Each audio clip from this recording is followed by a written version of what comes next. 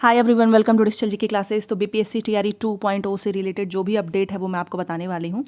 और आपको पता है कि रिजल्ट सभी का जारी हो चुका है, उसके बाद से जो है दोबारा मौका मिला है आप सभी को। तो प्लीज़ ये जरूर करना, मैं आपको ऑफिशियल नोटिस दिखाने वाली हूँ। नया परिवर्तन है, आप देख सकते हो।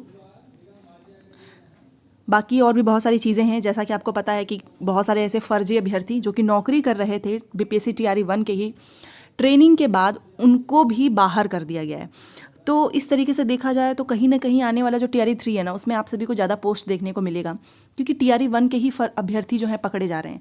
एंड यहाँ पर NIOS डीएलएड से रिलेटेड भी एक ऑफिशियल नोटिस आई है, और वो मैंने आपको बताया भी था कि डीईओ के द्वारा। बाकी उसके बाद से जो अभ्यर्थी हैं उन्होंने भी हंगामा किया है।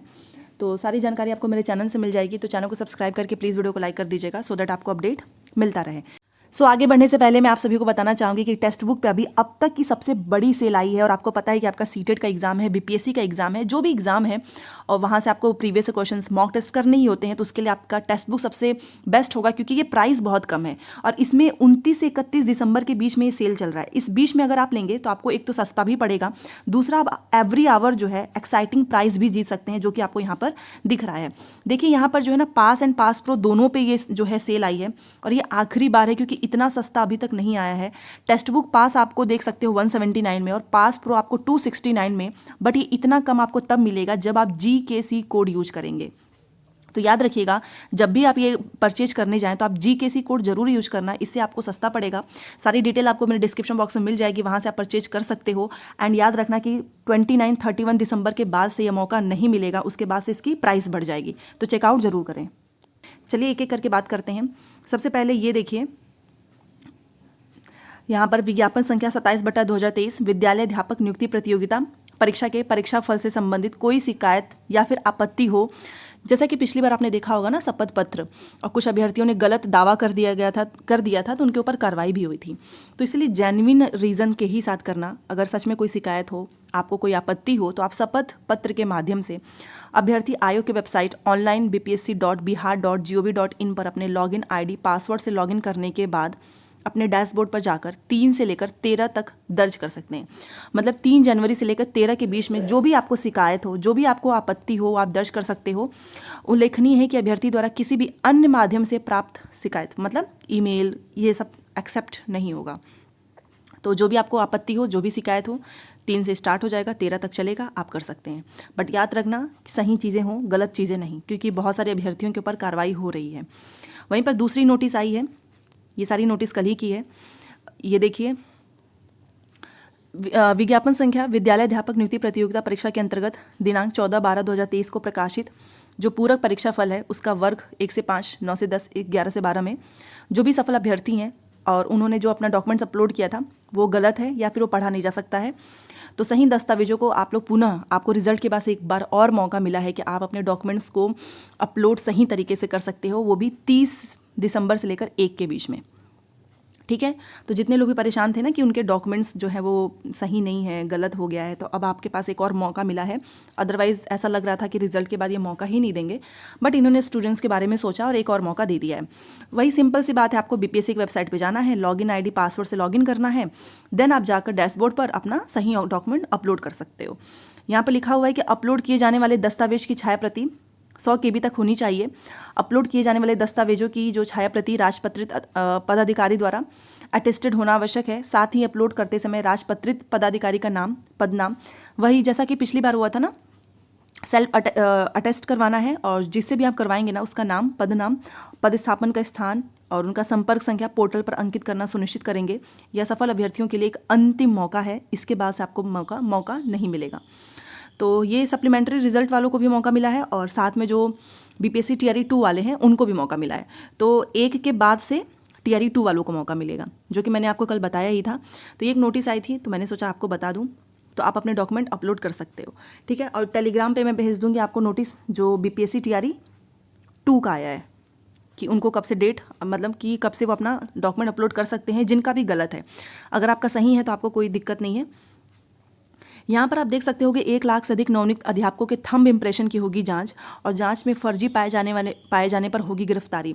राज्य में बिहार लोक सेवा आयोग की प्रथम चरण की परीक्षा के आधार पर नियुक्त होकर स्कूलों में अध्यापन कार्य कर रहे 1 लाख से अधिक अध्यापकों के थंब इम्प्रेशन की जांच होगी। प्रथम चरण वाले अध्यापकों के थंब इम्प्रेशन की जांच चरणबद्ध रूप से 15 जनवरी से जिला मुख्यालयों में होगी।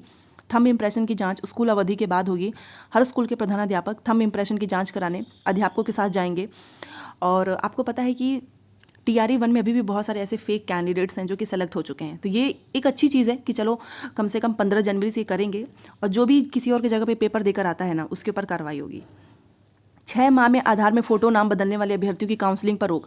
आपको पता है कि कल नोटिस भी निकाली गई थी जिसमें लिखा था कि जो आपका आधार कार्ड है ना, अगर आपने उसके फ़ोटो उसके नाम को बदला है 6 माह में, तो ऐसे लोगों की काउंसलिंग नहीं होगी। क्योंकि इसमें एक संदेह भी हो जाता है ना, क्योंकि कई बार होता है कि किसी और ने पेपर दिया है तो वो लोग अपना आधार कार्ड चेंज करवा लेते हैं।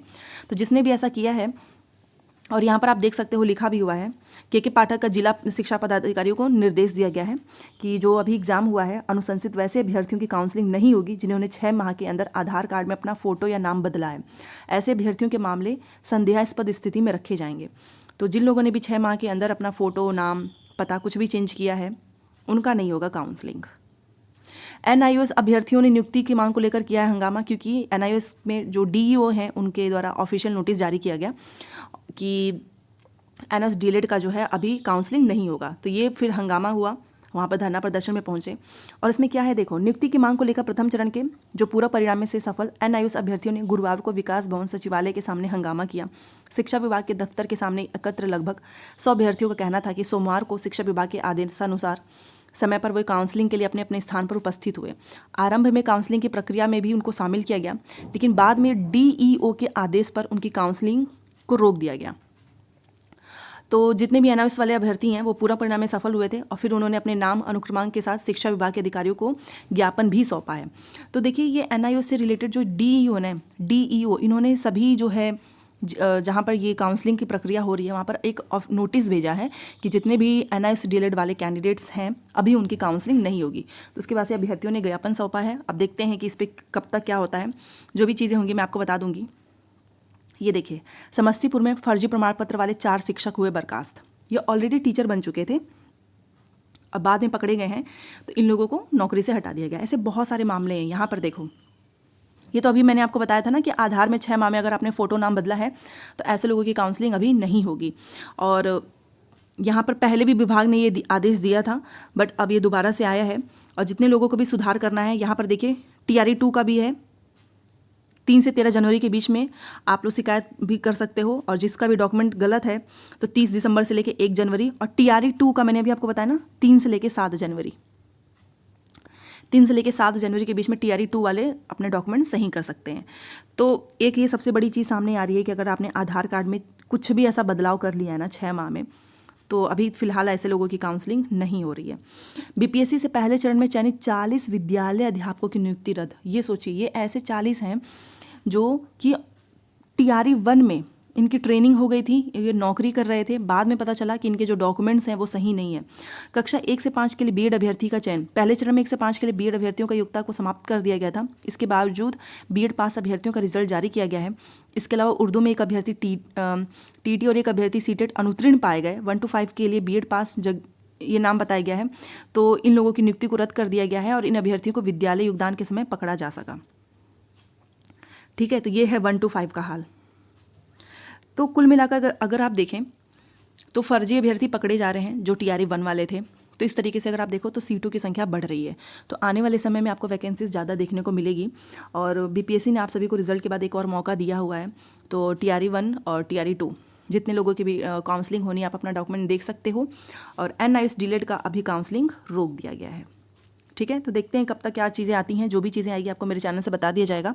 जाते जाते लाइक शेयर सब्सक्राइब कर दीजिएगा। मिलते हैं नेक्स्ट क्लास में। Thanks for watching.